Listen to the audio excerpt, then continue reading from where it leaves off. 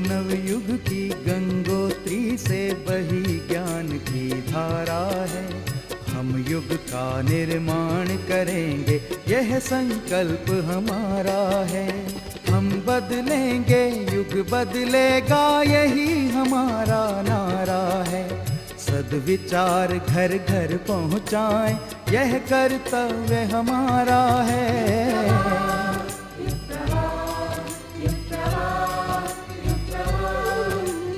चलो बढ़ें, कुछ अच्छा कर लें, युग ने हमें पुकारा है। धरती स्वर्ग बनाएंगे, ये शुभ संकल्प हमारा है।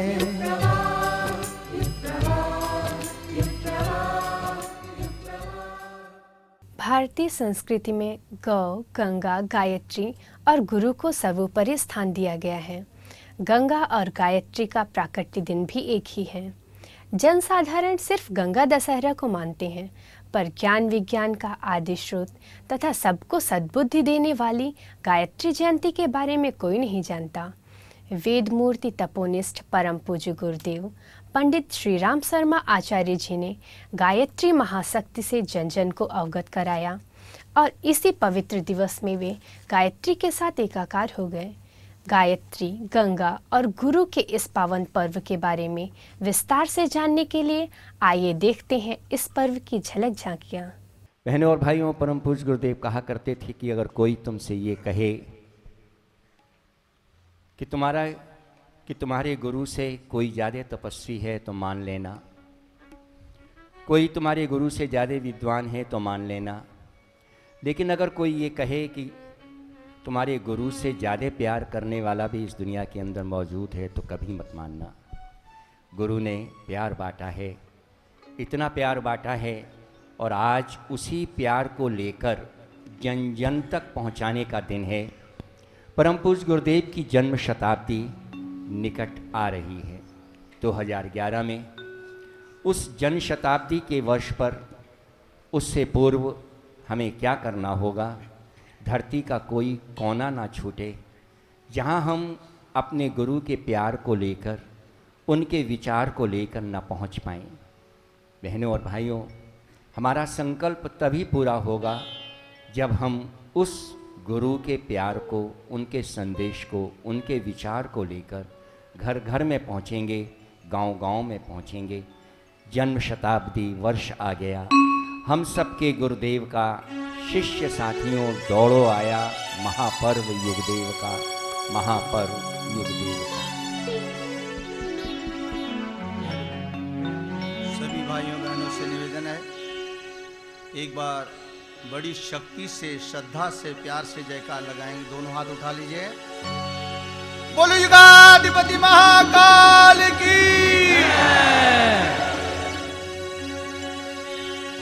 शंख घंटियां गूंज रही है,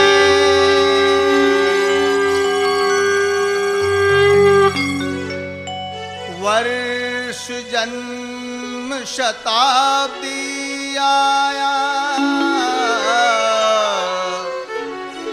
साधक जागो दौड़ो आओ, शुभ मुहूर्त का यह क्षण आया, शुभ मुहूर्त का यह क्षण आया।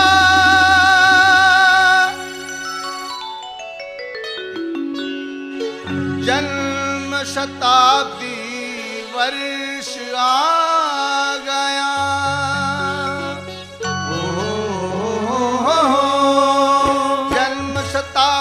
वर्ष आ गया हम सबके गुरुदेव का।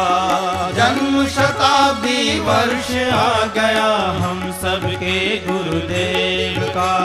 शिष्य साथियों दौड़ो, शिष्य साथियों दौड़ो, शिष्य साथियों दौड़ो, आया महापर्व युगदेव का। शिष्य साथियों दौड़ो, आया महापर्व युगदेव का। जन्म शताब्दी वर्ष आ गया हम सबके गुरुदेव का, महापर्व युगदेव का, महापर्व युगदेव का, हम सबके गुरुदेव का।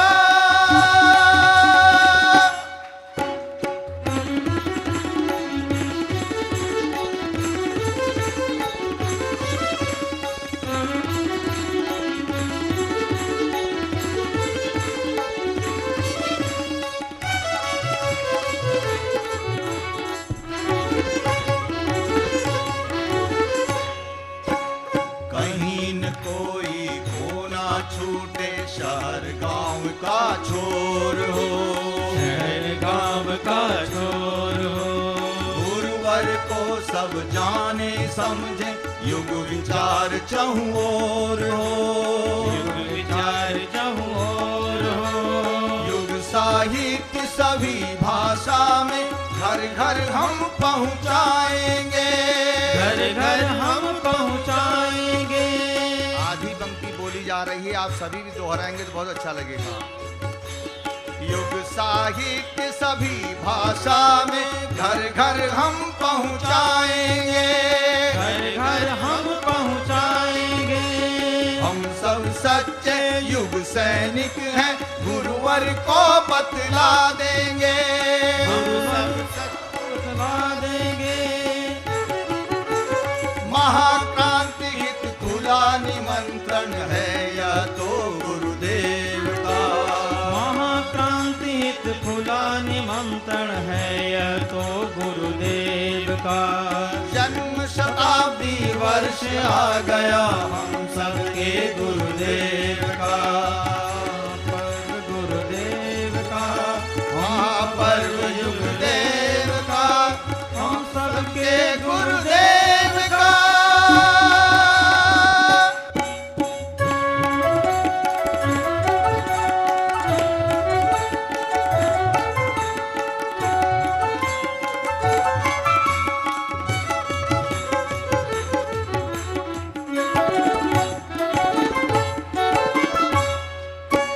लक्ष्य एक ही रहे हमारा, एक सूत्र में काम करें, एक सूत्र में काम करें, और न कोई इधर उधर की व्यर्थ जरा भी बात करें, व्यर्थ जरा भी बात करें। महाकाल के जय घोषों से गूंजे घर कोना कोना, गूंजे घर कोना कोना।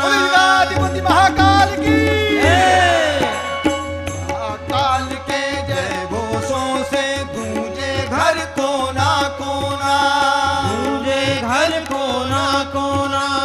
जन जन में उत्साह भरेंगे, नहीं करे रोना धोना, नहीं करे रोना धोना। महाक्रांति का यज्ञ रचेया विमल पर गुरुदेव का, महाक्रांति का यज्ञ रचेया विमल पर्व गुरुदेव का। जन्म शताब्दी वर्ष आ गया हम सबके गुरुदेव का, जन्म शताब्दी वर्ष आ गया हम सबके गुरुदेव का। मशाल लेकर दौड़ो दौड़ो, मशाल लेकर दौड़ो दौड़ो, मशाल लेकर दौड़ो, आया महापर्व युगदेव का, मशाल लेकर दौड़ो, आया महापर्व युगदेव का। जन्म शताब्दी वर्ष आ गया हम सबके गुरुदेव का, जन्म शताब्दी वर्ष आ गया हम सबके गुरुदेव का। महापर्व युगदेव का, महापर्व युगदेव का, हम सबके गुरुदेव का। बोलो युगाधिपति महाकाल की।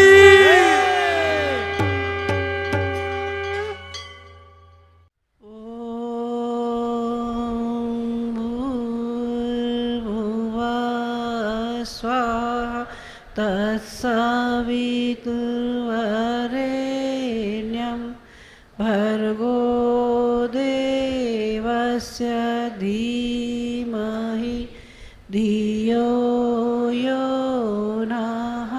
प्रचोदयात्।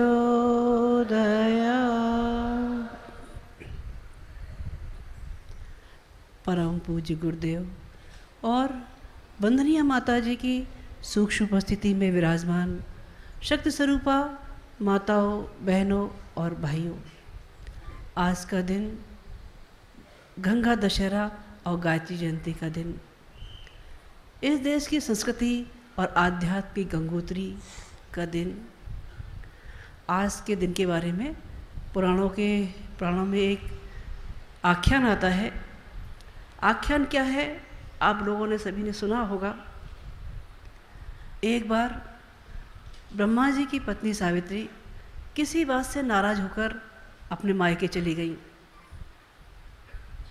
काफ़ी दिन हो गए जब नहीं आई, तो ब्रह्मा जी ने दूसरी शादी कर ली गायत्री जी से। इस बात का पता जब देवी सावित्री को लगा तो बेहद नाराज हुई और वो अपने साथ कुछ लोगों को लेके ब्रह्मा जी के पास में आई। कहने लगी, गायत्री जी को आप भगा दीजिए यहाँ से। ब्रह्मा जी कहने लगे, ये संभव नहीं है। इस बात से और भी ज़्यादा रुष्ट हुई। उन्होंने फिर वशिष्ठ विश्वामित्र जी से कहा कि आप गायत्री को शाप दे दीजिए। कहते हैं तभी से माँ गायत्री को किलित होने का शाप लगा। ये कहानी सुनने में बड़ी निरर्थक सी लगती है, साधारण सी कहानी लगती है। न तो कोई ही ब्रह्मा नाम की व्यक्ति है, न ही कोई गायत्री और सावित्री नाम की कोई स्त्रियां हैं। वस्तुतः ये अलंकारिक पहलू है, ये दो शक्तियों की अलंकारिक व्याख्या है। सावित्री नाम है विज्ञान का, पदार्थ का, और गायत्री नाम है भाव संवेदनाओं का, चेतना का, ब्राह्मी शक्ति का। ये कहते हैं जब पदार्थ ज़्यादा मन को उद्वेलित करने लगता है, तब पद प्रतिष्ठा की और अहंकार की आड़ में आदमी का सब कुछ बर्बादी की ओर जाना शुरू हो जाता है। उसके मन के अंदर वो भाव पैदा होने लग जाते हैं जिनको कहते हैं क्रूरता। अगर भौतिकता ही दुनिया में सब कुछ रही होती तो शांति कहीं संभव थी? शांति संभव नहीं थी। सावित्री और गायत्री दोनों एक दूसरे के पूरक हैं। आज समाज में जितनी भी परेशानियां या अपराध के कारण होते हैं, उसमें अधिकांशतः धन के पीछे होते हैं, पिता पुत्र के बीच में, भाइयों के बीच में। और जो भी दहेज तक के किस्से जो होते हैं जिसमें बहन बेटियां जला दी जाती हैं, उसके पीछे मूलतः एक ही बात काम करती है, धन की शक्ति। अगर धन में सुख शांति रही होती तो पराये तो क्या, अपने लोग बहन बेटियों को जलने के लिए छोड़ देते। धन में शांति है, भौतिकता में शांति है, भौतिकता में शांति नहीं। गुरुदेव अपने प्रवचनों में एक उदाहरण दिया करते थे हेनरी फोर्ड का। हेनरी फोर्ड वो व्यक्ति थे जिनकी कंपनी से फोर्ड नामक गाड़ी हर मिनट में एक निकला करती थी। उन्होंने अपनी आत्मकथा में लिखा है, मेरे घर में दौलत का पहाड़ जमा है, लेकिन मेरे मन में शांति है, मेरे मन में शांति नहीं। मैं जब भी मज़दूरों को मोटी मोटी रोटी खाते देखता हूँ, खिलखिलाते हंसते देखता हूँ, तो मेरे मन में एक ही भाव आते हैं, हे भगवान, मेरा अगला जन्म हो तो इन्हीं मज़दूरों के बीच में हो, जो चैन से पेट भर रोटी तो खा सकते हैं, हंस सकते हैं, खिलखिला सकते हैं। मेरे लिए तो दवाओं के बिना आधी रोटी भी पचा पाना संभव नहीं, बिना गोलियों के नींद संभव नहीं। अगर भौतिकवादी सब कुछ रहा होता तब शांति मिल सकी होती, शांति मिल नहीं सकी होती। जब तक भाव संवेदनाएं न हो, वो घर जिसमें दौलत तो बहुत है लेकिन प्यार भरा वातावरण नहीं, एक दूसरे के लिए प्यार नहीं, सम्मान नहीं, वो घर नर्क बन जाता है। आज का दिन आद्यशक्ति माँ गायत्री के प्रादुर्भाव का दिन। माँ आद्यशक्ति को याद किया जाए, उनके ऋषि विश्वामित्र को छोड़ दिया जाए, ये कैसे संभव है? वो ऋषि विश्वामित्र जो कभी वशिष्ठ जी से कामधेनु मांग रहे थे और पराजित होकर ये कह बैठे थे, धिक बलम क्षत्रिय बलम ब्रह्म तेजो बलम बलम। ब्रह्म तेज ही सबसे बड़ा बल है, आद्य शक्ति की साधना में लग गए थे और आद्य शक्ति की साधना से जो पाया था वो उन्होंने लोक निर्माण के लिए लगा दिया। ऋषि विश्वामित्र को राष्ट्र निर्माताओं में से एक कहा जाता है। उन्होंने अनार्यों को आर्यों में ही नहीं बदला, उनके गुण कर्म स्वभाव में आमूलचूल परिवर्तन भी किया। उनका आश्रम जो सिद्धाश्रम था उसमें महामानव गढ़े जाते थे, उसमें वो अवतारी सत्ताएं गढ़ी जाती थी जिनको राम और लक्ष्मण कहा गया। वो आद्य शक्ति की अनुकंपा से उस समय के तात्कालिक आतंकवादी घुसपैठिए जिनको रावण कहा गया, जिनको राक्षस कहा गया, सुबाहु कहा गया, मारीच कहा गया, इन सबको मारा ही नहीं, राम राज्य की स्थापना भी की। नए स्वर्ग की स्थापना जिस बात पर कर सके थे ऋषि विश्वामित्र, उस विधा का नाम था माँ आद्य शक्ति। आज का दिन हमारे जीवन का एक और महत्वपूर्ण पहलू लेके आता है। आज के दिन हमारे परम पूज्य गुरुदेव जिन्होंने अपने बच्चों को असीम प्यार किया, आज के दिन ही वो गायत्री के लिए ही जन्मे, जीवन भर गायत्री के लिए ही जिए, अपने जीवन में अपने रोम रोम में गायत्री को अवतरित किया और आज के दिन ही माँ गायत्री की गोद में विलीन हो गए। क्या गुरुदेव हमसे दूर हुए हैं? गुरुदेव हमसे दूर नहीं हुए, वो हर पल हमारे साथ में है। आज आप में से बहुत लोग ऐसे हैं जिन्होंने गुरुदेव माता जी का प्रत्यक्ष प्यार पाया है। क्या वो उन्हें भुला सकेंगे? वो भुला नहीं सकेंगे। इस मिशन का इतना बड़ा विस्तार परम पूज्य गुरुदेव और माता जी का प्यार भरा संरक्षण ही रहा। एक दिन एक सज्जन आए, गुरुदेव के पांव पकड़ के रोने लगे। कहने लगे, गुरुदेव आज तो मेरे जीवन में बहुत बड़ा चमत्कार हो गया। गुरुदेव कहने लगे, बेटा क्या बात हो गई, तू बहुत परेशान है? बोले कुछ नहीं गुरुदेव, हम लोग आ रहे थे, रास्ते में भीड़ का धक्का लग गया और मैं तांगे के नीचे आ गया और मेरे मुंह से एकदम निकला, गुरुदेव बचाओ। तांगे का पहिया मेरे पैर पे से निकल गया। मैं तुरंत खड़ा हो गया, मेरे कहीं चोट भी नहीं आई। गुरुदेव कहने लगे, बेटा तेरा दर्द सहने वाला तेरा पिता वहाँ जो मौजूद था, तो ये चोट कैसे आती? और ये कहकर उन्होंने अपना पैर दिखाया जिस पर तांगे के पहिए के चलने के निशान मौजूद थे। जिन्होंने इतना प्यार हर पल दिया अपने बच्चों को, वो प्यार भरा संरक्षण क्या भुला सकेंगे? भुला नहीं सकेंगे। गुरुदेव बड़ौदा के कार्यक्रम में गए थे, आनंद में कार्यक्रम था। उन दिनों छोटे छोटे कार्यक्रम हुआ करते थे। आनंद के शांति भाई क्या रुके थे। घटना बहुत पुरानी है, शायद आप में से कोई इतने पुराने हैं भी कि नहीं। शांति भाई क्या रुके, गुरुदेव पहुंच गए। पहुंचने के बाद उनके ठहरने की व्यवस्था हो गई। उन दिनों पंडित लीलापत जी उनके साथ चला करते थे। रात हो गई, गुरुदेव विश्राम के लिए चले गए। तभी देखा वहाँ और भी लोग ठहरे हैं। उनमें मगन भाई गांधी भी थे। मगन भाई गांधी बहुत सक्रिय कार्यकर्ता रहे हैं।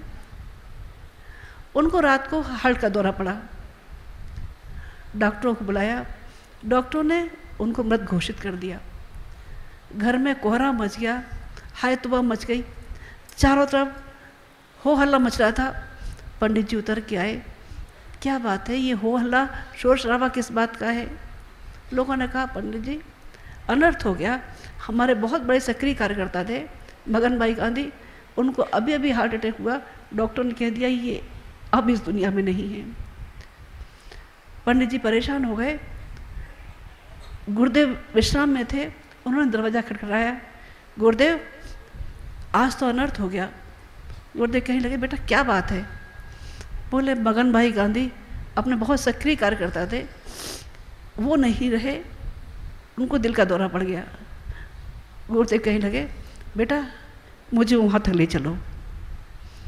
गुरुदेव उतर के आए, जहाँ मगन भाई गांधी को लिटा रखा था, उनकी पल्स छूट चुकी थी, देह ठंडी हो चुकी थी, आंखें पथराई हुई थी। गुरुदेव ने कहा, बच्चों तुम लोग सब बाहर चले जाओ, मुझे अकेला छोड़ दो। तो गुरुदेव उनके साथ रहे, उनकी छाती पे हाथ फेरा, उनके सिर पे हाथ फेरा, कहने लगे, बेटा मगन उठो तो सही, अभी तुम्हारा जाने का समय नहीं है, तुम्हें अभी बहुत काम करने।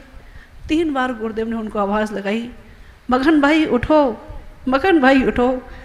तीसरी आवाज़ में मगन भाई उठकर बैठ गए।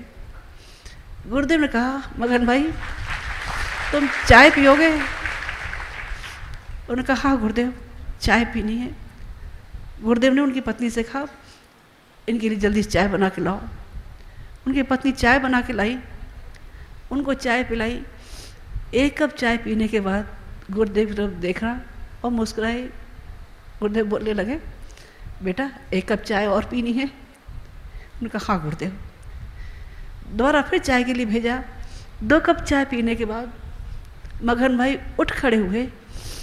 गुरुदेव कहने लगा, बेटा मगन अभी तुम्हारा जाने का समय नहीं है, अभी तुम्हें बद्रीनाथ की यात्रा करनी है और 11 साल तक मिशन का और काम करना है, अभी जल्दीबाजी मत करना। इतिहास साक्षी है, मगन भाई गांधी ने उसके बाद 11 साल तक मिशन का बहुत काम किया। वो प्यार भरा संरक्षण भुला सकेंगे? शांतिकुंज के अधिकांश कार्यकर्ता हैं जो श्री देवी जी को जानते हैं, शायद आप लोग भी जानते हो। वयोवृद्ध है, उनके जीवन की घटना है, वो बहुत जल्दी विधवा हो गई थी, गायत्री की साधना किया करती थी। घर में पिता पुत्री के अलावा और तीसरा कोई नहीं था। उनका मन आया गुरुदेव के सानिध्य में कि मैं भी गुरुदेव के तरीके का यज्ञ कराऊं। उन्होंने अपने परमिशन ली गुरुदेव से। गुरुदेव मथुरा में थे। गुरुदेव मैं चाहती हूँ कि आपकी टोली आए या स्वयं आप आए, हमारे यहाँ यज्ञ कराएं। गुरुदेव ने स्वीकृति भेज दी कि बेटा इन तारीखों में तुम्हारे यहाँ यज्ञ होगा। गांव के लोगों को जब ये मालूम पड़ा एक विधवा स्त्री अपने गांव में यज्ञ करा रही है और वो भी बाहर के पंडितों से, गांव वालों ने सहयोग देना बंद कर दिया। लोगों ने आलोचना करना शुरू कर दी कि देखते हैं ये कैसे यज्ञ शुरू होगा। गुरुदेव को आभास हुआ कि परिस्थितियाँ कुछ विषम हैं। उन्होंने पंडित जी से कहा, बेटा तुम जल्दी जाओ और श्रीदेवी के यहाँ यज्ञ की तैयारी करके आओ। पंडित जी वहाँ से चल दिए, शिकोहाबाद पहुँचे। शिकोहाबाद से पहुँचने के बाद तांगा किया। वहाँ से बहुत ज़्यादा नहीं, 20 किलोमीटर पड़ता है हर्षा कटेना। तांगे ने 20 रुपये बताए। उस समय 20 रुपये की कीमत बहुत थी। उन्होंने मना कर दिया, बोले 20 रुपये हम नहीं दे सकते। तांगे वाले ने फिर कहा कि अच्छा 10 रुपये में दे दीजिए, अच्छा फिर 5 रुपये दे दीजिए। पर तब तक कोई एक सज्जन मिल गए, वो बोले कि नहर के किनारे किनारे आप जाएंगे तो आपको बहुत शॉर्टकट पड़ेगा और आपके 2-4 मील में ही बात बन जाएगी। पंडित जी वहाँ से जाके उनके यहाँ पहुँच गए। श्रीदेवी से पूछा, बहन तुम परेशान सी लगती हो, क्या बात है? बोले कुछ नहीं भाई साहब, आप आए हैं, आप विश्राम कर लें। बोले अच्छा ठीक है, हम इतनी दूर चल के आए हैं, स्नान कर लेते हैं। स्नान करने के बाद भोजन कर लिया। फिर बोले बहन बताओ सही क्या परेशानी है? बोले भाई साहब परेशानी ये है कि गांव वाले सब असहयोग पर उतारू हैं, कोई सहयोग नहीं दे रहा, समझ में नहीं आती कैसे यज्ञ होगा। उन्होंने कहा बहन गुरुदेव पर भरोसा है? कहा हाँ गुरुदेव पर भरोसा है। बोले अच्छा तो बताओ तुम्हारा मंदिर कहाँ है? बोले खेत पर है। अच्छा और खेत में पेड़ होगा? बोले हाँ मंदिर के पास में ही पेड़ है। बोले अच्छा हमको ले चलो। पंडित जी वहाँ पहुँच गए। उन्होंने गुरुदेव का नाम लिया। उन्होंने कहा कि अच्छा श्रीदेवी तुम्हारे मंदिर के पास कुछ ईंटें हैं? बोले हाँ ईंटें तो है। 2-4 लोगों ने मिलकर ईंटें इकट्ठी की, यज्ञ कुंड बनाया। उन्होंने जब लीपना शुरू किया तो जी बोली कि भाई साहब भाई लोगों के बस की बात नहीं है लीपना, हम लीप देते हैं। यज्ञशाला बन के तैयार हो गई। अब समस्या ये आई 5 कुंडी यज्ञशाला में बैठेगा कौन? पंडित जी पूछने लगे बहन आपके यहाँ घर में कौन कौन है? वो कहने लगी भाई साहब, एक मैं हूँ और एक मेरे पिताजी हैं, और तीसरा खेती बाड़ी देखने वाला एक नौकर है, बस 3 लोग। बोले अच्छा, और कोई तुम्हारी सहेली हैं? बोले हाँ, 2 सहेली हैं। उन्होंने उन 2 सहेलियों को भी इकट्ठा किया। 5 कुंडों पर 5 लोग बैठ गए। गुरुदेव का नाम लेके यूँ यज्ञ स्टार्ट किया। गुरुदेव की जो अनूठी व्याख्या सुनी। पहले लोग ये तमाशा देखने आए थे, देखे तो सही, हमारा सहयोग नहीं है पंडितों का, गांव वालों का, तो यज्ञ क्या होता है। सब तमाशबीन चारों तरफ खड़े थे, लेकिन यज्ञ की व्याख्या जो चल रही थी, धारा प्रवाह, गुरुदेव का संरक्षण, गुरुदेव की लीला जो सामने हाजिर थी, लोगों ने धीरे धीरे बढ़ना शुरू किया। पहले दिन लोगों ने देखा, मजमा इकट्ठा हुआ पूरा गांव का। दूसरे दिन गांव के लोगों ने अंदर प्रवेश करना शुरू किया।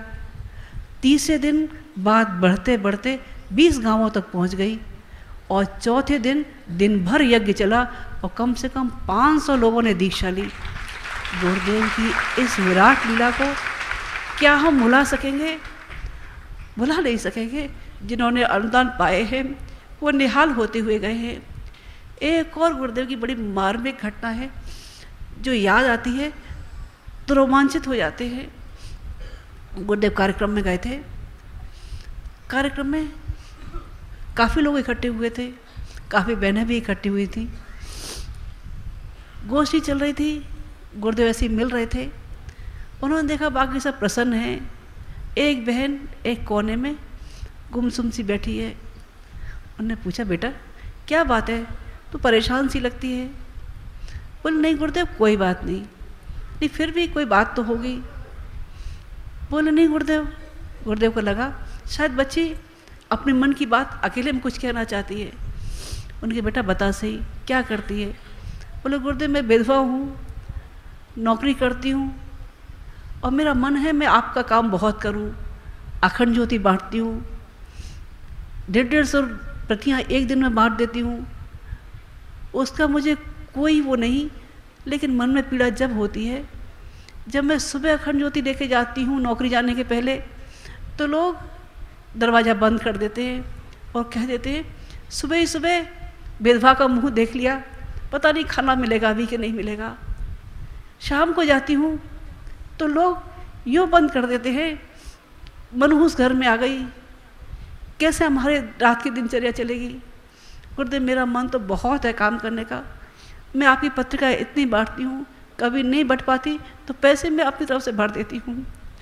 गुरुदेव की आँख में आंसू आ गए। बहनें बैठी हुई थी। गुरुदेव ने देखा जैसा बहनों का स्वभाव होता है, श्रृंगारिकता बहनों की पहली पसंद होती है। बहनें श्रृंगार किए जेवरों से लदी हुई बैठी हुई थी।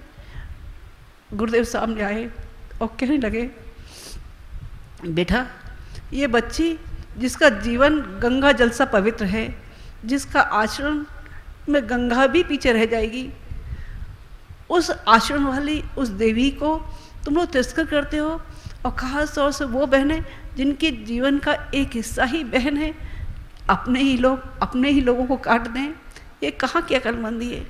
गुरुदेव उस दिन बेहद नाराज थे। बहनें उठ के जाने लगी।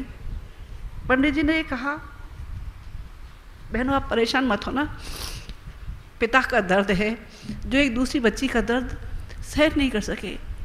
बहनें कहने लगी, भाई साहब हमें पिताजी के कहने का बिल्कुल बुरा नहीं लगा, बल्कि हमें तो ये अच्छा लगा कि हमारी आंखें गुरुदेव ने खोल दी कि जिस गंगा को, जिस पावन धारा को हम आज तक नहीं समझ सके, वो पावन धारा हमारे सामने थी और हम तिरस्कृत करते रहे। बहनें निहाल हो गई और उस दिन से उन्होंने सहयोग देना शुरू कर दिया, और वो जी आज भी निहाल हैं। वो दिन, वो क्षण, वो प्यार क्या भुला सकेंगे? भुला नहीं सकेंगे। आज का दिन, गंगा दशहरा का दिन, राजा सगर के 60,000 सुत अज्ञान और अभाव की पीड़ा में जल रहे थे। भागीरथ ने तप किया, गंगा को लेके आए। लोक मंगल के लिए जीने वाली गंगा कैसी रही, क्या उनके मन में रहा? पिता ने कहा, बेटी तुम स्वर्ग की रहने वाली हो, पृथ्वी पर विचरण करने जाओगी, कांटे हैं, पत्थर है, लोगों का सहयोग नहीं। माँ गंगा कहने लगी, थोड़ी ही सही, कांटों भरी ही सही, लेकिन लोक मंगल के रास्ते पर अपने लोगों से मिलने के लिए ज़िंदगी मिली, इससे बड़ी प्रसन्नता की बात और क्या हो सकती है। माँ गंगे अवतरित होती हुई चली गई, स्वर्ग से उतरकर धरती पर आ गई, इस वसुंधरा की बरसों से प्यास मिटाती हुई चली गई। आज एक सहज कल्पना हो सकती है, अगर गंगा न रही होती तो अकाल से तपती हुई वसुंधरा की व्यवस्था और अवस्था क्या रही होती, क्या रही होगी, ये सोच के मन पीड़ा में हो जाता है। लेकिन पतित पावनी गंगे आज भी लोगों का दुख दूर कर देती है। आज 3 राष्ट्र निर्माताओं को याद करने का दिन। कौन कौन से राष्ट्र निर्माता? 3 राष्ट्र निर्माता वो जिसमें एक को विश्वामित्र कहा, जिन्होंने राष्ट्र के नवनिर्माण के लिए नए स्वर्ग की रचना कर डाली। दूसरे राष्ट्र निर्माता वो जो अपने लिए नहीं, दूसरों के लिए गंगा को धरती पर लेके आए। और तीसरे राष्ट्र निर्माता वो जिन्होंने धरती पर स्वर्ग के अवतरण के लिए मानव में देवत्व के उदय की कल्पना ही नहीं की, लोगों में जागृत भी किया और इसके लिए ज्ञान गंगा को प्रवाहित किया। आज आपने गुरुदेव की ध्यान साधना सुनी होगी, अमृतवाणी सुनी होगी। वो प्यार लुटाने वाले गुरुदेव माता जी, उन्होंने अपने बच्चों से क्या चाहा? हर माँ बाप ने चाहा है कि उनके बच्चे उनके सपनों को साकार करें, और हर बच्चों ने चाहा है कि वो माँ बाप के संकल्पों को पूरा करें। गुरुदेव ने आज एक ही बात कही, हमारा भी मन अपने बच्चों के लिए वो ही करता है कि जिन रास्तों पर हम चले हैं, हमारे बच्चे उन्हीं रास्तों पर चलकर लोक मंगल के रास्ते पर वो रास्ते अपनाएं, जिससे आगे आने वाली पीढ़ियाँ युगों तक हमारे बच्चों की यशगान को याद करती रहें। जानती हूँ आप लोग बहुत दूर दूर से आए हैं, रास्ते में भी परेशानी हुई होगी, यहाँ पर भी ठहरने की व्यवस्था ठीक हो सकी होगी, कह नहीं सकती। रात को इंद्रदेव ज़्यादा प्रसन्न हो गए, पानी बरसा दिया, रात भर लोग परेशान रहे। लेकिन फिर भी लोगों ने ये सोचा, ये हमारे माता पिता का घर है, ये हमारा गुरुद्वारा है। इस प्यार को, इस क्षण को जब याद करते हैं, हमारा अंतःकरण श्रद्धा से भर जाता है। आप जब आए होंगे, आपके मन में कुछ पीड़ाएं रही होंगी। क्या पीड़ाएं रही होंगी? जिनके बच्चे सियाने हो गए होंगे, जिनकी बेटी बड़ी हो गई होगी, वो सोचते होंगे हमारी बेटी का ब्याह जल्दी हो जाए। जिनका बच्चा पढ़ लिया है, वो सोचते होंगे हमारे बच्चे की नौकरी लग जाए। जिनका व्यवसाय होगा, वो चाहते होंगे विश्व व्यापार की स्थिति बहुत धीमी है, हमारा व्यापार उन्नति की ओर हो जाए। जो गृहस्थ में होंगे, वो चाहते होंगे हमारी पारिवारिक दिनचर्या, हमारी सामाजिक दिनचर्या व्यवस्थित हो जाए। विश्वास रखना, आप गुरुदेव माता जी के आंचल के साए में आए हैं।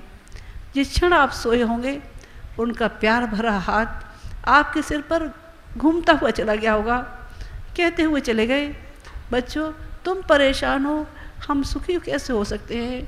हमारे तप का, हमारे साधना का अंश हमारे बच्चों के लिए है। विश्वास रखना, यहाँ से जाने के बाद आपकी समस्याओं का समाधान स्वतः हो जाने वाला है।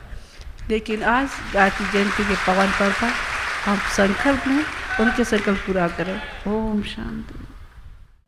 बहनों और भाइयों, जिनकी सांस सांस में, जिनके चिंतन में सिर्फ एक ही चीज़ सदैव होती रहती है, सोचते रहते हैं कि मेरे आराध्य का विचार जन जन में किस प्रकार से पहुँचे, ऐसे हमारे श्रद्धेय डॉक्टर प्रणब पांड्या जी आज इस पावन पर्व पर उनके विचार, उनका संदेश, गुरु का संदेश मानकर अपने हृदय में उतार लेना, निश्चित रूप से गुरु का प्यार, गुरु का आशीर्वाद लेकर जब जन जन में जाएंगे तो वो क्रांति पैदा करेंगे जिससे कि इस धरती पर स्वर्ग के अवतरण का मार्ग प्रशस्त होगा। श्रद्धेय डॉक्टर साहब।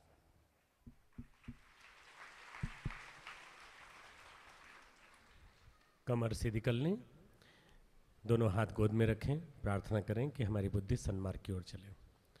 गायत्री मंत्र सद्बुद्धि की प्रार्थना का मंत्र है और गायत्री मंत्र के माध्यम से हम प्रार्थना करते हैं कि हमारे अंदर वो सभी गुण आ जाएं जो सविता देवता के गुण हैं। उस प्राण स्वरूप, सुख स्वरूप, दुख नाशक, श्रेष्ठ, तेजस्वी, पाप नाशक परमात्मा के देव स्वरूप तेज को हम अंतरात्मा में धारण करते हैं। वह परमात्मा हम सबकी बुद्धि को सन्मार्ग की ओर प्रेरित करे। ये 7 गुण सविता देवता के हमारे अंदर आ जाएं और आज इस गायत्री जयंती के दिन हम गायत्री मंत्र को वास्तव में सही अर्थों में जीवन में उतार पाएँ। इस भाव के साथ गायत्री मंत्र हमारे साथ साथ। ओम भूर्भुवः स्वाहा तत्सवितुर्वरेण्यं भर्गो देवस्य धीमहि धियो यो नः प्रचोदयात्। ओम गुरुर्ब्रह्मा गुरुर्विष्णु गुरुरेव महेश्वरः गुरुः साक्षात् परब्रह्म तस्मै श्री गुरुवे नमः। अखण्डमण्डलाकारं व्याप्तं येन चराचरं तत्पदं दर्शितं येन तस्मै श्री गुरुवे नमः। मातृवत् लालयित्री च पितृवत् मार्गदर्शिका नमोस्तु गुरुसत्तायै श्रद्धा प्रज्ञायुता चया श्रद्धा प्रज्ञायुता चया। परम पूज्य गुरुदेव, परम वंदनीय माता जी की सूक्ष्म उपस्थिति में यहाँ बैठे सभी हमारे देवतुल्य भाइयों, देवी स्वरूपा बहनों, शक्ति स्वरूपा माताओं, हमारे शांतिकुंज ब्रह्मवर्चस्व देव संस्कृति विश्वविद्यालय के सभी कार्यकर्ता भाइयों बहनों, दूर दूर से आए हुए देश विदेश के सभी हमारे कार्यकर्ताओं एवं यहाँ बैठे हुए ऐसे परिजन जो विशेष रूप से इस पर्व के लिए आए। गायत्री जयंती एक आत्मचिंतन का पर्व। गायत्री जयंती वस्तुतः सही अर्थों में हमें सोचने के लिए शक्ति देने का पर्व कि हम कितना गायत्री के तत्वज्ञान को अपने जीवन में उतार पाए। उस गायत्री के तत्वज्ञान को, जिस गायत्री को हमें जपने योग्य हमारे गुरु ने बनाया हो। परम पूज्य गुरुदेव ने पुरुषार्थ न किया होता तो शायद गायत्री लुप्त हो गई होती। परम पूज्य गुरुदेव इस युग के विश्वामित्र हैं, जिन्होंने कि आकर के सही अर्थों में गायत्री हम सब के बीच में जीवन में उतार दी, हमारी गायत्री साधना को सफल बना दिया। अगर गुरु न हो तो गायत्री फलित नहीं होती, इसीलिए इसको गुरु मंत्र कहा जाता है, अनादि मंत्र कहा जाता है। और गायत्री पारस है, गायत्री से बड़ा शक्तिशाली मंत्र कोई नहीं।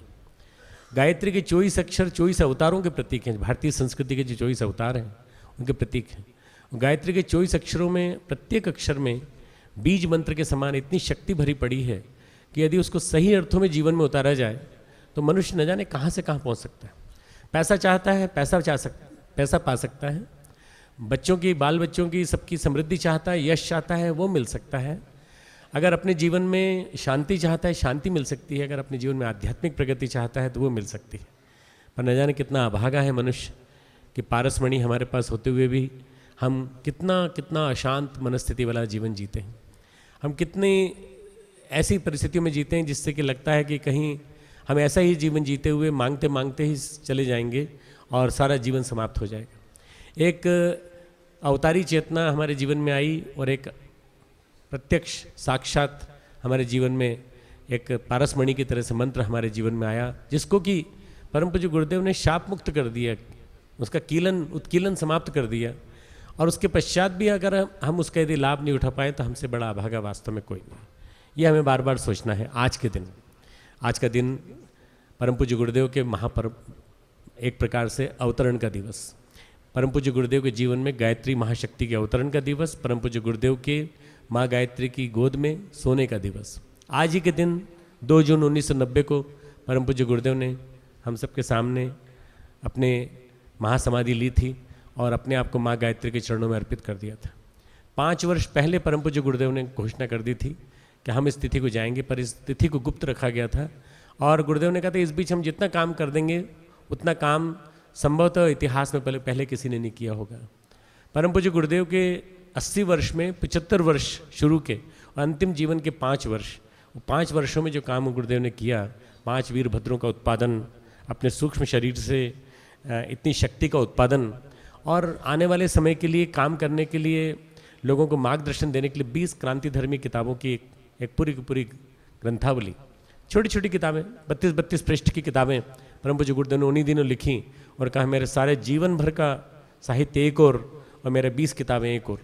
परम पूज्य गुरुदेव की वो 20 किताबें और गायत्री और साधना और यज्ञ पे लिखी गई 20 किताबें, 40 किताबों को हम लोगों ने लक्ष्य बनाया है कि हम सारे भारत और सारे विश्व की सभी भाषाओं में, लगभग 42 भाषाएं हमने चुनी हैं, सारी भाषाओं में हम जन जन के बीच में पहुंचाएंगे ताकि गुरुदेव का तत्वज्ञान, गुरुदेव का तत्व दर्शन सबके बीच में पहुंच सके।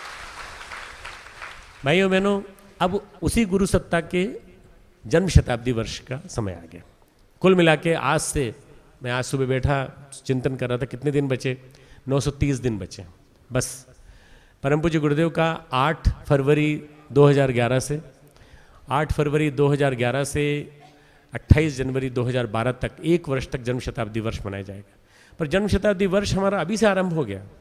हमने वसंत पर्व पे जिस समय घोषणा की उस समय से उल्टी गिनती आरंभ हो गई। 2007 की जनवरी में घोषणा की थी, अब उस बात को करीब 14, 15, 16 महीने हो चुके हैं। काफ़ी काम हो रहा है, काफ़ी काम हो चुका है, परंतु अभी हम सबको ये सोचना है कि गायत्री हमारे साधना जो है हमारे जीवन में कितनी फलित हो रही है। क्या केवल गायत्री का वो बाहरी कलेवर हमारे जीवन में उतर पाया? क्या गंगा का हम केवल बाहरी कलेवर मानते हैं, जो गंगा दशहरा का आज पर्व मनाते हैं? वास्तव में बाहरी कलेवर, गंगा में डुबकी लगा ली, पाप मुक्त हो गए। गंगा हमारे अंदर है। गंगा जैसी पावनता हमारे जीवन में आए, हमारे अंतरंग में आए, अंतर के कलुष मिटे, अंदर का प्रदूषण मिटे, हमारे मानसिक विचारों में जो प्रदूषण आ गया है वो मिटे। अंदर गंदगी भरी पड़ी है और बाहर गंगा में नहा रहे हैं और हर हर गंगा कह रहे हैं, ये तो गंगा में स्नान नहीं है। जब गंगा में स्नान करने का मतलब ये होता है कि गंगा की चेतना को अपने जीवन में उतारना। पुण्य तोया, जो पुण्य देती है हमें, जिसमें नहाने से पुण्य मिलता है, तो वो पुण्य तभी मिलता है जब हम अपने अंदर की पवित्रता को संवर्धन करें, प्रतिदिन संवर्धन करें।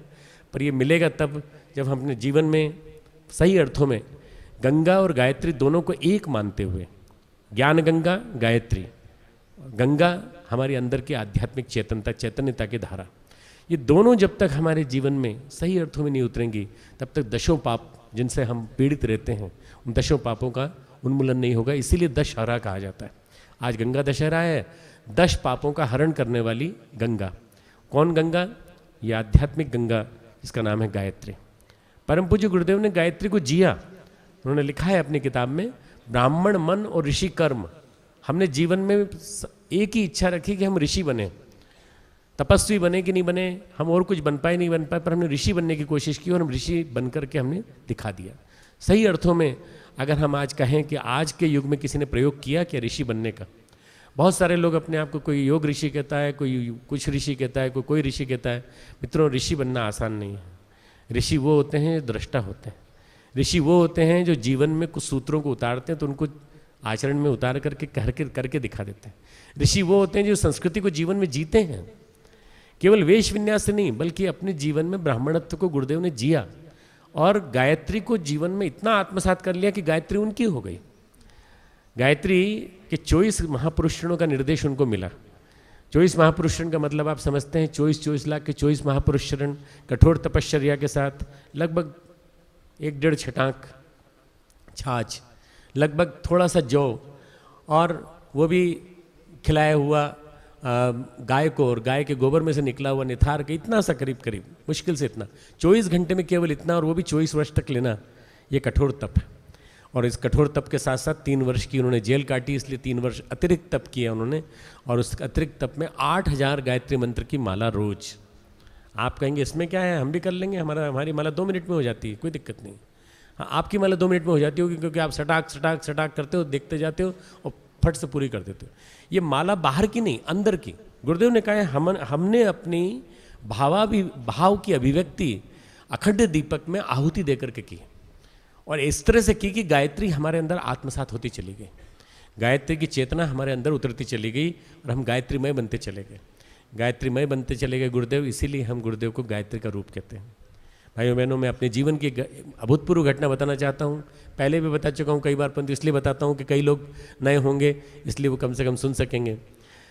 परम पूज्य गुरुदेव के सामने मेरे मन में एक संकल्प बराबर आता था। जब मैं यहाँ आया तो लेबोरेटरी के काम में लगा दिया गया, लेबोरेटरी बनाओ। डॉक्टर था, इसलिए तरह तरह की बातें हो रही थी उन दिनों ब्रह्मवर्चस्व शोध संस्थान बनाने की। तो जब आए थे तो उस समय हमने 1.25 लाख के गायत्री मंत्र के 5 अनुष्ठान किए थे। तब इतनी ताकत मिली कि हम सबसे मोर्चा लेते हुए यहाँ आ सकें। जब यहाँ आए 1977-78 में, उसके पश्चात 1-1.5 साल बीत गया। कोई छोटा ही अनुष्ठान हो पाया होगा, कोई बड़ा अनुष्ठान नहीं हो पाया। मन में संकल्प उठा कि 1.25 लाख का अनुष्ठान करें। तो गुरुदेव के पास गए, कलावा बंधवाया, तिलक करवाया और गुरुदेव से कहा आज 1.25 लाख का अनुष्ठान आरंभ कर रहे हैं, आप शक्ति दीजिए। गुरुदेव ने कहा बिल्कुल मिलेगी शक्ति, तुम करो, निश्चिंत होकर करो। तब अनुष्ठान चालू किया, करते रहे 30वां दिन बीत गया। 31वें दिन गुरुदेव ने बुलाया और कहा भाई ब्रह्मवर्चस्व के लिए मशीनें लानी है, तुम ले आओ जा करके। तो मैंने कहा गुरुदेव अगर आप थोड़े दिन रुक जाएंगे, 40 दिन का अनुष्ठान है, 10 दिन रुक जाएंगे तो शायद हो सकता है कि अनुष्ठान पूरा हो जाए। तो बोले तुम अनुष्ठान के लिए आए थे कि यहाँ पे हमारा काम करने के लिए आए थे? मैंने कहा नहीं, आपका काम करने के लिए आए थे। तो फिर हमारी बात की अवज्ञा हमारे सामने क्यों कर रहे हो, चलो जाओ। तो उसी दिन हमको जाना पड़ा, चंडीगढ़ अंबाला जाना पड़ा, मशीन लेकर के आना पड़ा। उस दिन लेकर के आए। उसके बाद गुरुदेव से पूछा गुरुदेव बाकी अनुष्ठान? बोले मैंने कर लिया, तुम चिंता मत करो। मैं सुबह 12 बजे उठता हूँ, 4 घंटे में तुम्हारा सब तप हो गया। अब अगले दिन थोड़े दिन और बीते, मशीनें आ गई, गुरुदेव ने मशीनें देख ली, आ गए ब्रह्मवर्चस्व से। गुरुदेव चलते चलते ब्रह्मवर्चस्व आते थे और आकर के ब्रह्मवर्चस्व को पूरा देख के चले जाते थे। मशीनें आ रही थी, लाइब्रेरी के लिए किताबें भी आ रही थी, देखते जाते थे। इसी तरह से दूसरी बार फिर जब अनुष्ठान आरंभ किया तो गुरुदेव ने कहा अच्छा भाई फिर से आज तिलक लगवाने के लिए आ गए? हाँ गुरुदेव, आज तिलक लगवाया है और आपसे प्रार्थना है कि आप कृपा करके इसको पूरा निर्विघ्न पूरा होने देना। बोले हाँ हाँ, तुम्हें बिल्कुल निश्चित रूप से पूरा होगा तुम्हारा। गुरुदेव ने कोई बात ये नहीं कही कि तुम करोगे कि कौन करेगा, परंतु उन्होंने कहा निर्विघ्न पूरा होगा। गुरुदेव ने अनुष्ठान के लिए आज्ञा दे दी, माताजी ने आज्ञा दे दी और अनुष्ठान चालू हो गया। दूसरा अनुष्ठान भी किया, दूसरा अनुष्ठान भी 32वें 33वें दिन तक पहुंच गया। मनोबल बढ़ गया, अब केवल 6 दिन बचे हैं, 7 दिन बचे हैं, बस अब कोई दिक्कत नहीं है। और गुरुदेव का भी चिंतन से ऐसा कुछ नहीं लग रहा है कि कुछ आदेश देंगे, परंतु उन्होंने अगले दिन बुला लिया और अगले दिन सुबह 4 बजे बुला के कहा वाराणसी चले जाओ और किताबें ले आओ। किताबें बहुत ज़रूरी हैं, ब्रह्मवर्चस्व की शोध के लिए ज़रूरी हैं, कुछ नया लेखन करना है और इसके लिए जाना पड़ेगा। मैं और वीरेश्वर भाई साहब हम दोनों यहाँ से निकले और हम दोनों गए, किताब विताब खरीद करके लाए हम लोग। मैंने एक बार प्रार्थना की, गुरुदेव मना, एक बार आप 4-5 दिन रुक जाइए, 4-5 दिन में क्या फ़र्क पड़ता है? गुरुदेव ने कहा नहीं जाना तो पड़ेगा ही भाई।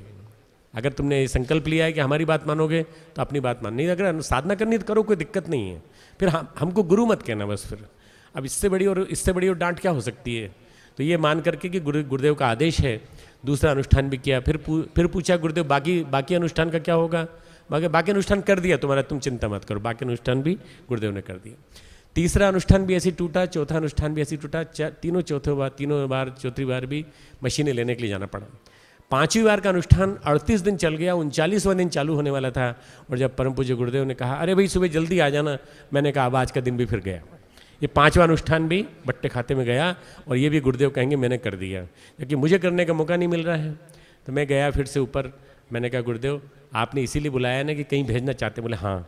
मैंने कहा अरे एक बात कम से कम आप इस बार माफ़ कर दीजिए, इस बार आप क्षमा कर दीजिए। मैं 2 दिन बचे हैं, 2 दिन बाद चला जाऊँगा। 2 दिन में कौन सी इमरजेंसी है?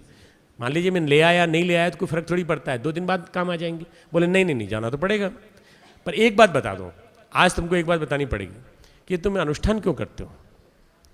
तुम ये गायत्री का अनुष्ठान करने के पीछे कोई ना कोई तो तुमने सोचा होगा कि कोई बात है। तो बोले गुरुदेव गायत्री माता का दर्शन करना है। गायत्री माता साक्षात दिखती नहीं है, अब उनका ध्यान करते हैं तो ध्यान में वो आती नहीं है। तो एक बार उनके दर्शन हो जाए तो कम से कम पता लग जाए गायत्री माता होती कैसी हैं। तो बोले अरे वो अंदर चित्र है ना, वैसी तो होती हैं।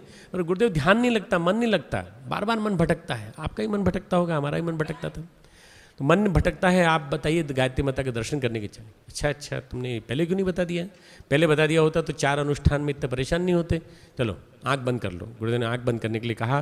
गुरुदेव सोफे पे बैठे हुए थे, जिस सोफे को आप दर्शन करते हैं, अभी कल दर्शन किए, गुरुवार के दिन, रविवार के दिन फिर करेंगे। उस सोफे पे गुरुदेव बैठे हुए थे, सामने हम लोग बैठे थे, जहाँ हम बैठते वहाँ हम बैठे थे। उस दिन अकेले थे और गुरुदेव ने कहा अच्छा आंखें बंद कर लो। आंखें बंद कर ली। उसके जब कहें तब खोलना, अभी मत खोलना।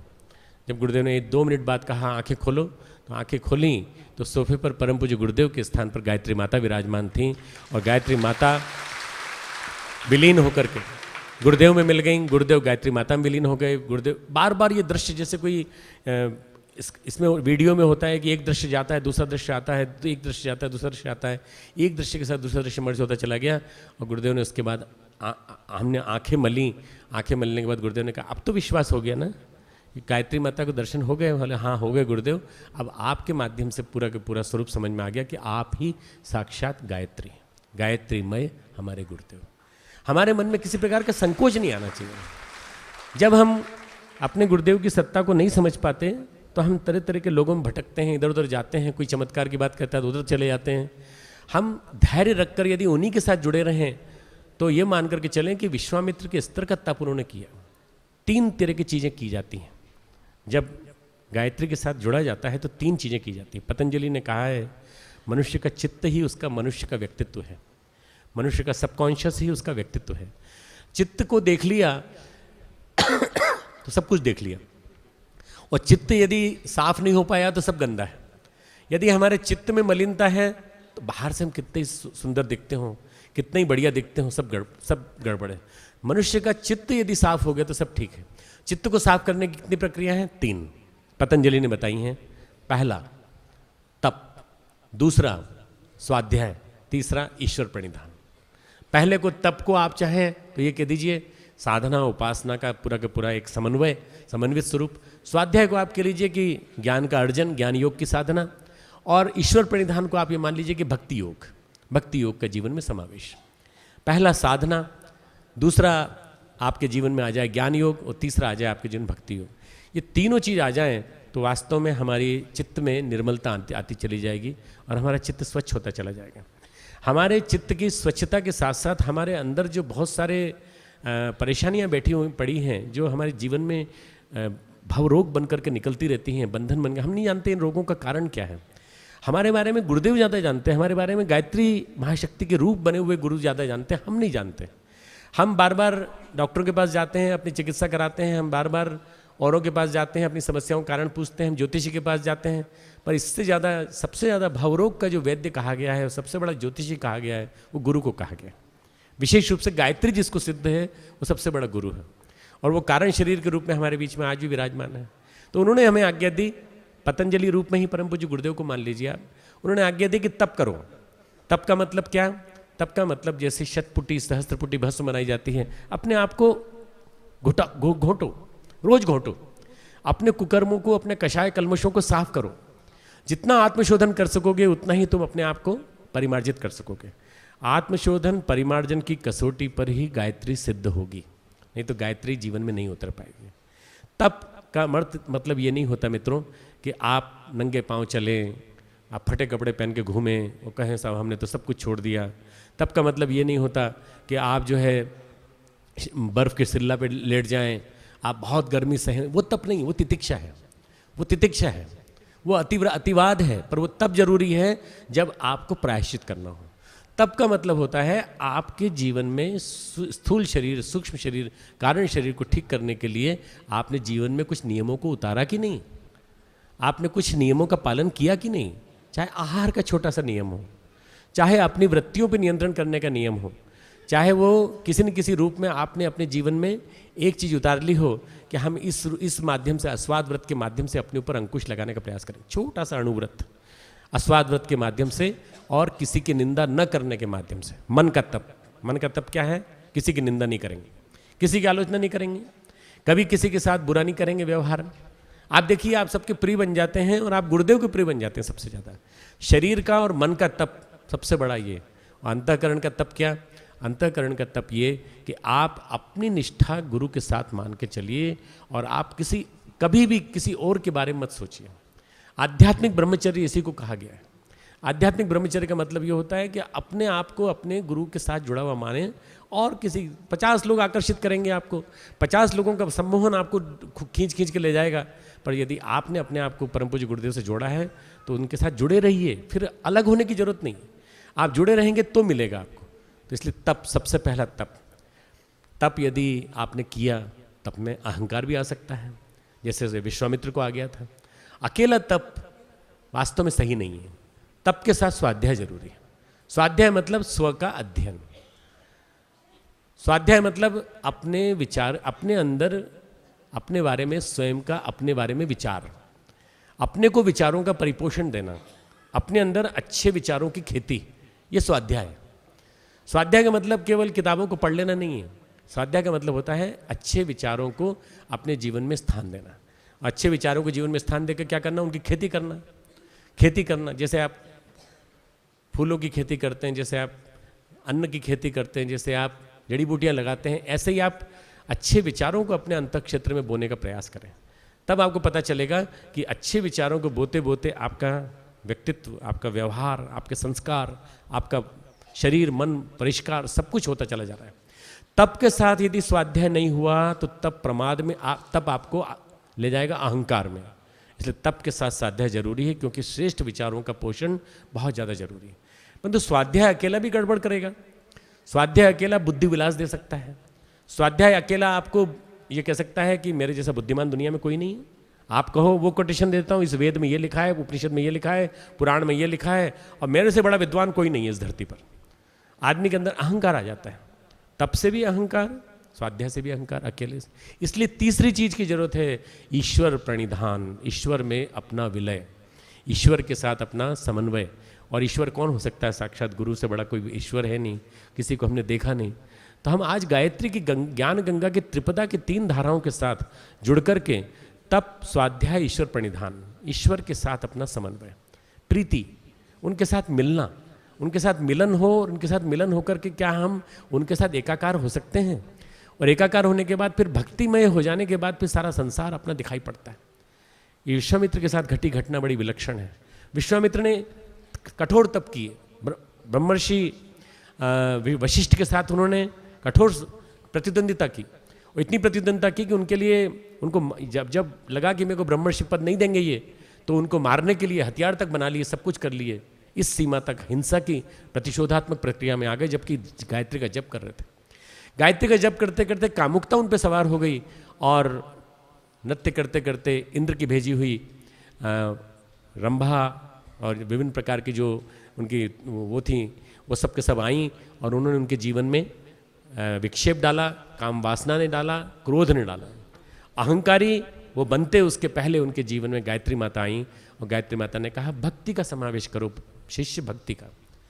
अचानक उनके जीवन में परिवर्तन आया, और विश्वामित्र विश्वरथ से विश्वामित्र बन करके सही अर्थों में भक्ति योग आने के बाद वो गायत्री के दृष्टा बने, नूतन सृष्टि के सृजता बने। नहीं तो त्रिशंकु के माध्यम से नई सृष्टि का सृजन और ये न जाने कितने प्रयोग वो कर चुके थे।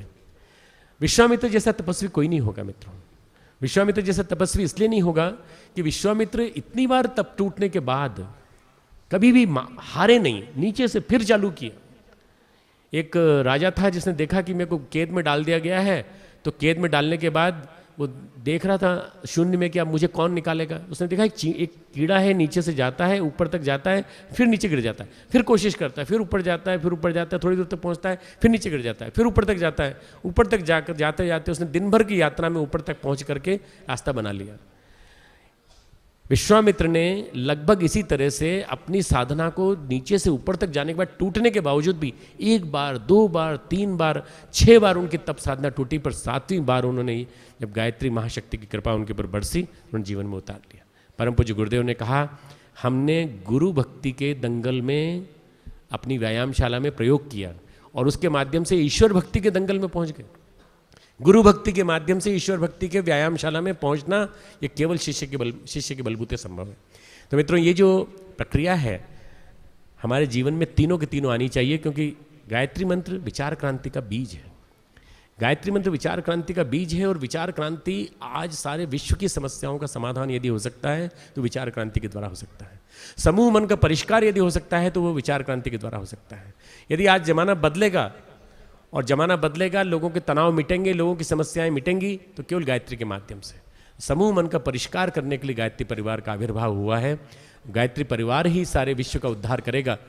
आज हम जिस ज्ञान की उपासना की बात कहते हैं और जिसकी बात करते हैं, सारा bombardment of knowledge, information technology है, ये इंटरनेट का नॉलेज है, ये उन किताबों का है जिन किताबों में बुकिश नॉलेज है, पर वो ज्ञान जो अंदर से प्रस्फुटित होता है, रामकृष्ण परमहंस कहते हैं माँ अंदर से ज्ञान ठेलती रहती है, माँ अंदर से ज्ञान बाहर ठेलती रहती है।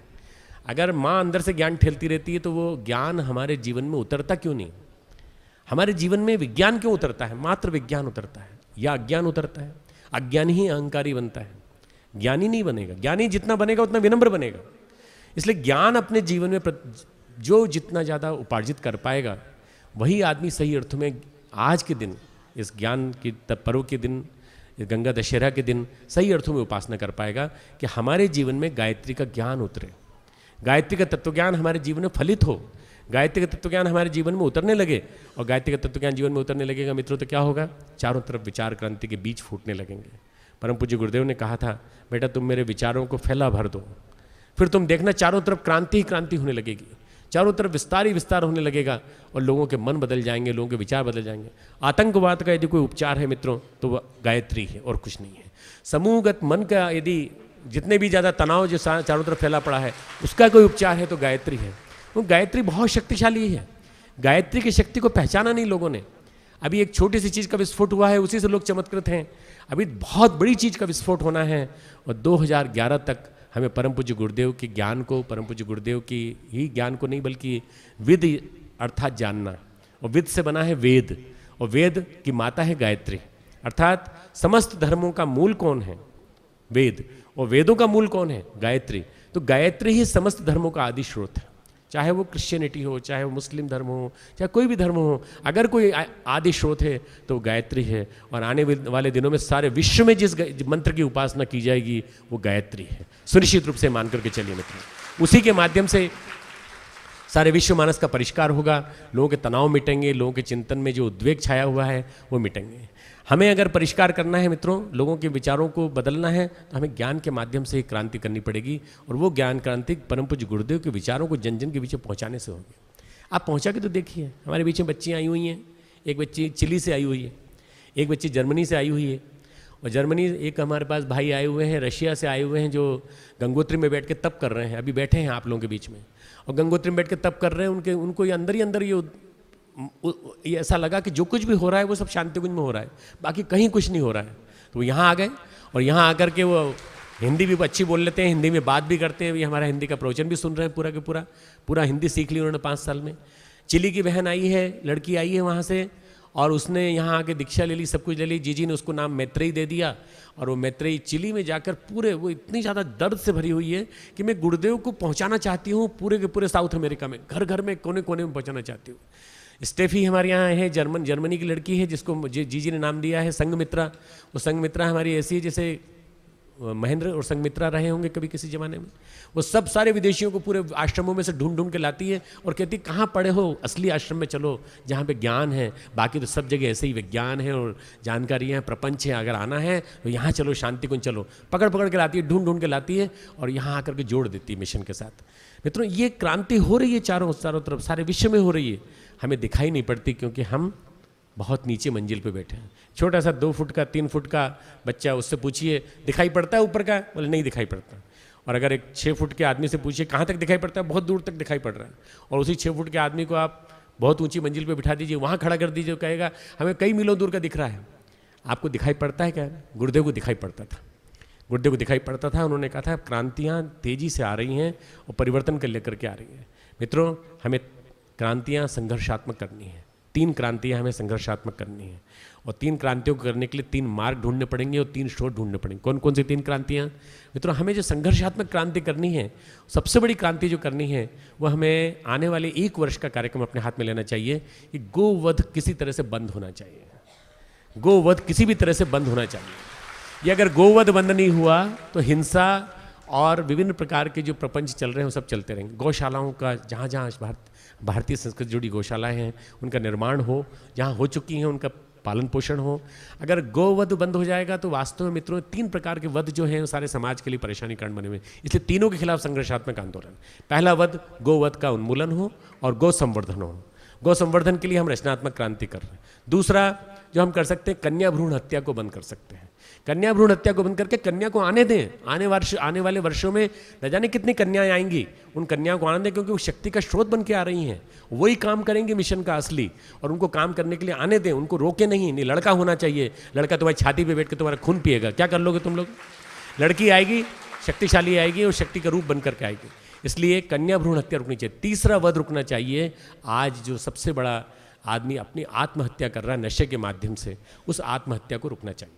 न जाने कितनी मौतें, अकाल मृत्यु हो रही हैं। इन तीनों को रोकने का एक आंदोलन हम लोग चालू करना चाहते हैं ज्ञान क्रांति के माध्यम से। ज्ञान क्रांति के माध्यम से ये 3 आंदोलन, इन 3 आंदोलनों के लिए हम माध्यम बनाएंगे 3 प्रक्रियाओं को। क्या बनाएंगे? सबसे पहला जो आंदोलन का मूल बनना चाहिए इन 3 के लिए, वो बनना चाहिए कि हम सबके अंदर शिक्षा और विद्या और स्वावलंबन, इनकी क्रांति लाएं। ये देव संस्कृति विश्वविद्यालय जैसे कर रहा है, शिक्षा और विद्या का समन्वय हो और उसके साथ साथ स्वावलंबन की क्रांति साथ साथ जुड़े। जब तक ये नहीं होगा तब तक वास्तव में आदमी शिक्षा को जिस तरह से आज जिया जा रहा है उसी तरह से जीने वाली, पेट भरने वाली, वही बन के रह जाएगी। दूसरी क्रांति स्वास्थ्य की क्रांति होनी चाहिए। योग के माध्यम से स्वास्थ्य घर घर पहुँचे, योग घर घर में पहुँचे, जड़ी बूटियाँ घर घर पहुँचे, प्रज्ञा पेय घर घर पहुँचे। ये जो आज जो मादक पेय आ गए हैं ये सब समाप्त हो जाएं। और तीसरी क्रांति जो मित्रों हम लोग कर सकते हैं, पर्यावरण की क्रांति। नहीं तो ये विश्व गर्म हो जाएगा, गर्म होकर रहने लायक नहीं रहेगा। आपने देखा नहीं कितना नुकसान हो रहा है, सारी धरती पर कहीं ओले गिर रहे हैं, कहीं खेती नष्ट हो रही है। तो पर्यावरण की क्रांति, शिक्षा और विद्या स्वावलंबन की क्रांति जो देव संस्कृति विश्वविद्यालय कर रहा है, इस तरह की क्रांति। और तीसरी क्रांति यदि हम कर सकते हैं तो वो कर सकते हैं स्वास्थ्य की क्रांति। हमें लोगों के स्वास्थ्य को वापस लौटाना। योग के माध्यम से एक क्रांति हमारे रामदेव जी ने चालू की है, चारों तरफ विस्फोट किया है। पर इसके साथ साथ इसका पूरक किसको बनना पड़ेगा? अकेले योग से कुछ नहीं होगा। योगी आहार जब आप देखेंगे तो योग के लिए आहार भी चाहिए, योग के लिए जड़ी बूटियाँ भी चाहिए, योग के साथ साथ जड़ी बूटियों का पोषण भी चाहिए, योग के साथ साथ प्राणिक हीलिंग भी चाहिए। तो हम एक समग्र चिकित्सा का केंद्र बना रहे हैं, पॉलीक्लिनिक R&D सेंटर, जहाँ पर हम समग्र चिकित्सा का स्वरूप बनाएंगे। और समग्र चिकित्सा इतनी सस्ती होगी कि वो गाँव से लेकर हर व्यक्ति तक की पहुँच में होगी। ये तीनों चीज़ें हमारे यहाँ से चालू होंगी। इन तीनों के लिए 3 आधार भी, हमें रिसोर्सेज भी तो चाहिए। रिसोर्सेज कहाँ से आएंगे? पहला रिसोर्सेज बुद्धिजीवी, जो बुद्धि के नाम पे आजीविका कमा रहे हैं उनका नाम बुद्धिजीवी। जो बुद्धि के नाम पे आजीविका कमाते हैं, चाय पी करके सरकार को कोसते हैं, वो बुद्धिजीवी। उन बुद्धिजीवियों को पकड़ना है और उन बुद्धिजीवियों को पकड़ के उनकी अंदर की भावना को झकझोरना है और उनसे कहना है बहुत हो गया कोसना, अब अपने आप को राष्ट्र का एक प्रतिभावान व्यक्ति मानो और अपनी प्रतिभा का उपयोग भगवान के काम में करो। पहले बुद्धिजीवियों को पकड़ करके सारे के सारे विज्ञान और अध्यात्म के समन्वय की प्रक्रिया को गति देते हुए वो इस काम में लगे। दूसरा, जो हमारे पास रीढ़ है, हमारी युवा शक्ति, 54 करोड़ युवा शक्ति का 10% आने वाले 1 वर्ष में हम छूने की कोशिश करेंगे। 5.4 करोड़ युवाओं तक संदेश पहुंचाने की हम कोशिश करेंगे कि वो भारतीय संस्कृति के माध्यम से जुड़े। प्रयास चालू हो गया है। भारतीय संस्कृति ज्ञान परीक्षा में इस साल 50 लाख बच्चे बैठे और 50 लाख बच्चों को जो हमने टच किया है, उन 50 लाख बच्चों के साथ 40,000 अध्यापक जुड़े हैं। 40,000 अध्यापक 1,000 बच्चों को के साथ जुड़े हैं, जिसका मतलब करीब करीब 4 करोड़ बच्चों तक हम पहुंच सके हैं। इस प्रक्रिया को थोड़ा और गति देने की जरूरत है। 5.5 करोड़ बच्चों तक यदि हम पहुंच गए, 5.5 करोड़ युवाओं तक पहुंच गए, एक युवा से कहेंगे 10 युवाओं को पकड़ो, तो 50 करोड़ युवाओं को पकड़ने में 3 साल लगेंगे। 50 करोड़ युवा मतलब आधी आबादी को हम पकड़ सकते हैं और इनको स्वावलंबन के साथ जोड़कर, संस्कृति के साथ जोड़कर, भारतीय संस्कृति के साथ जोड़कर न जाने कहाँ से कहाँ पहुँचा सकते हैं। दूसरी शक्ति है युवा शक्ति। तीसरा है मित्रों औद्योगिक घराने, कारपोरेट वर्ल्ड। बहुत पैसा है इनके पास, करोड़ों में खेलते हैं। कभी नैनो कार बनाते हैं, कभी बड़ी बड़ी मिलें खड़ी करते हैं, कभी बड़े बड़े कारपोरेट वर्ल्ड में जा जाके वो न जाने किन किन बाबा जी के चरणों में हजारों लाखों रुपए डाल देते हैं। असली काम हम लोग कर रहे हैं या कोई आता ही नहीं है। यहाँ आके देखो तो सही, हम पकड़ के लाएंगे उनको, वहाँ से उठा के लाएंगे। गुरुदेव की शक्ति हमें भेजेगी और गुरुदेव की शक्ति से हम उनको पकड़ के लाएंगे कि देखो ये टाटा बिरला को अगर बनाना होता, युग निर्माण करना होता तो टाटा बिरला ने कर दिया होता, पर टाटा बिरला को क्या करना है? अंशदान। उनकी कमाई का 1% हमें चाहिए और कुछ नहीं चाहिए। टाटा की कमाई का, बिरलास की कमाई का, जितने भी उद्योगपति नए नए पैदा हुए उन सबकी कमाई का 1% हमें चाहिए। 1% हमें मिल गया, सारे विश्व का निर्माण कर देंगे। सारे विश्व का निर्माण करने की सामर्थ्य, पूरे युग का निर्माण करने की सामर्थ्य, जहाँ जहाँ मिशन नहीं है वहाँ पहुँचाने की सामर्थ्य, जगह जगह भवन बनाने की सामर्थ्य, हर कुछ हमारे, सब कुछ हमारे पास आ जाएगी। मित्रों इन 3 चीज़ों को, इन तीनों को याद रखिएगा। पहली क्रांति हमारी 3 तरह के वध के खिलाफ क्रांति, जो मैंने कहा, एक गौवध के खिलाफ क्रांति, कन्याओं का व्रत जो हो रहा है उनकी क्रांति, और तीसरा जो क्रांति हमको याद रखनी है वो हमें अकाल मृत्यु को प्राप्त हो रहे उन मासूमों की जान बचानी है जो नशे की वजह से परेशान है, नशे की वजह से उनको नशा मुक्त करना, ये हमारी पहली क्रांति, इन 3 हत्याओं को रोकना। दूसरा, हमें 3 चीज़ें और करनी हैं जो मैंने बताई, रिपीट इसलिए बार बार कर रहा हूँ समझ में आ जाए। एक हमारी स्वास्थ्य की क्रांति, एक शिक्षा विद्या और स्वावलंबन की क्रांति, ऐसी शिक्षा हो जो विद्या से जुड़ी हो और स्वावलंबन से जुड़ी हो, जो तुरंत उनको पैसा कमाना सिखा दे और पैसे के साथ साथ वो विद्यावान हो, शिक्षावान हो। तीसरी क्रांति जो आनी चाहिए पर्यावरण के क्षेत्र में आनी चाहिए, वृक्षारोपण हो, जगह जगह जल की खेती हो, व जल संसाधन हम रोक सकें, ये सारी क्रांति। पर इनके लिए लोग कहाँ से आएंगे? ये 3 लोग, बुद्धिजीवी, युवा और तीसरे कारपोरेट वर्ल्ड। मैं समझता हूँ कि मित्रों आने वाले दिनों में हम बहुत बड़ा काम करने जा रहे हैं और वो काम 3 सालों में बहुत बड़ी शक्ति हमारे साथ है। ये अगर आप मान के चलें, कई बार हम क्या सोचते हैं ये हमें करना है, बहुत बहुत मुश्किल है, बहुत मुश्किल है। आप ये मानकर चलिए करना गुरुदेव को है, आप निमित्त मात्र बन जाइए। एक फूल रोज लीजिए, माथे पे लगाइए, गुरुदेव के चरणों में छोड़ दीजिए। जिस दिन आपने ये कहना चालू कर दिया करना उनको है, हाथ पांव हमें चलाने हैं, उस दिन आप पुष्प लीजिए माथे पर, सुबह सुबह उठ करके और गुरुदेव के चरणों में रख दीजिए। गुरुदेव करने वाले आप, कराने वाले आप, हाथ पांव हमारे चलेंगे, शक्ति आप देंगे, शक्ति आप देंगे तो हम करेंगे। पर हर क्षण हर सांस में केवल गुरुदेव का चिंतन, केवल माता जी का चिंतन, केवल गायत्री माता का चिंतन। गायत्री यानी ऋतंभरा प्रज्ञा, गायत्री यानी उदारता, गायत्री यानी संवेदनशीलता, गायत्री यानी अपने चिंतन को ऊंचा उठा दीजिए। सारे जीव जंतुओं को मिली है बुद्धि, सारे जीव जंतुओं को पेट प्रजनन के लिए सब कुछ मिला है, पर मनुष्य को मिली है ऋतंभरा प्रज्ञा। ऋतंभरा प्रज्ञा, ऋत में स्थित वो प्रज्ञा जिसको परम पूज्य गुरुदेव अतिमानस की तरह से ऊपर से खींच करके ले आए और हम सब के अंदर स्थापित कर दिया। हमसे बड़ा सौभाग्यशाली कौन हो सकता है मित्रों? आइए आज गंगा दशहरा पर्व के दिन, परम पूज्य गुरुदेव के महाप्रयाण के इस दिवस के दिन, परम पूज्य गुरुदेव के जीवन में गायत्री के और गंगा के अवतरण के पर्व के दिन और माँ गंगा के और माँ गायत्री के इस धरती पे अवतरण के पावन दिन हम लोग कुछ संकल्प लें और अपने जीवन को निहाल मानते हुए कुछ कर दिखाने के लिए अपने जीवन में आज से एक नई तैयारी, नया जोश, नई शक्ति। 3 साल रह गए हैं, 3 साल में भी केवल 936 दिन रह गए हैं, 930 दिन रह गए हैं। इन 930 दिन में हम क्या कर सकते हैं? आप खुद कल्पना कीजिए, एक एक दिन रोज अपनी डायरी में से काटिए। एक दिन और कम हो गया, 929 दिन, परसों बात करेंगे 928 दिन। ऐसी उल्टी गिनती आरंभ करिए और हर दिन कुछ न कुछ करके दिखाइए। अगर आप करके दिखा सके तो आपकी गुरुदेव की निगाह में आप सबसे वरिष्ठ, और अगर आप नहीं कर सके तो आप गए बीते, आप केवल वो हैं जो मनोकामनाओं के लिए आए थे, पूरी हो जाएंगी, कोई दिक्कत नहीं। तो मनोकामनाओं से कुछ नहीं होने वाला, मनोकामनाओं की पूर्ति से कुछ नहीं होने वाला। आपके कष्ट, कठिनाइयाँ और आने वाले जन्म को यदि आपको ठीक करना है, आने वाले दिनों में यदि आपको ये ठीक करना है कि आपका आने वाला जन्म कैसा होना चाहिए और ये जन्म कैसे सार्थक होना है, हो सकता है, तो उसके लिए एक ही प्रक्रिया से हो सकता है, गुरुदेव के लिए हर श्वास जीना। 24 घंटे हर श्वास में उन्हीं का चिंतन, उन्हीं के बारे में सोचना, उन्हीं के बारे में बस मनन करना, और कुछ नहीं, और कुछ नहीं। बस परम पूज्य गुरुदेव से प्रार्थना है कि आप जितने आए हैं यहाँ, हम सब के, आपके और हम सब के दशों पापों का उन्मूलन हो और गंगा हमारे जीवन में पावनता के रूप में आए, गायत्री हमारे जीवन में ज्ञान के रूप में आए और आज का दिन हमारे लिए आत्मचिंतन का पर्व बन जाए। हम कितना कर पाए, हम कितना कर दिखा सकते हैं। ओम शांति। बहनों और भाइयों, गायत्री त्रिपदा, गायत्री 3 चरण वाली श्रद्धेय डॉक्टर साहब ने 3 चीज़ों को, 3 क्रांतियों को आप सबके सामने रखा और उन तीनों को लेकर यहाँ से जाएं, जन जन तक एक जागृति पैदा करें, जिससे कि हमारे अंदर का सोया हुआ देवत्व जाग कर खड़ा हो, अज्ञान दूर हो, ज्ञान की धारा बहे, जिससे कि इस धरती पर स्वर्ग का अवतरण हो। अभी आप सभी लोग बैठे रहेंगे। 2 पुस्तकों का विमोचन यहाँ पर संपन्न होने जा रहा है।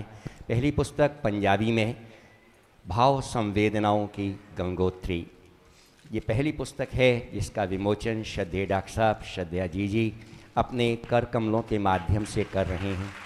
दूसरी पुस्तक है जो अंग्रेजी में है, wonders of human bio electricity, मानवीय विद्युत के चमत्कार, ये दूसरी पुस्तक है।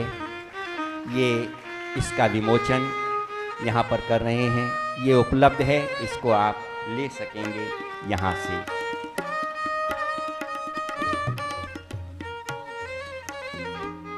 एक सीरीज है गुरुदेव के जीवन पर आधारित कुंडलनी योग जो है, जिसमें ऑडियो सीडी है, जिसमें सारे सूत्र दे रखे हैं।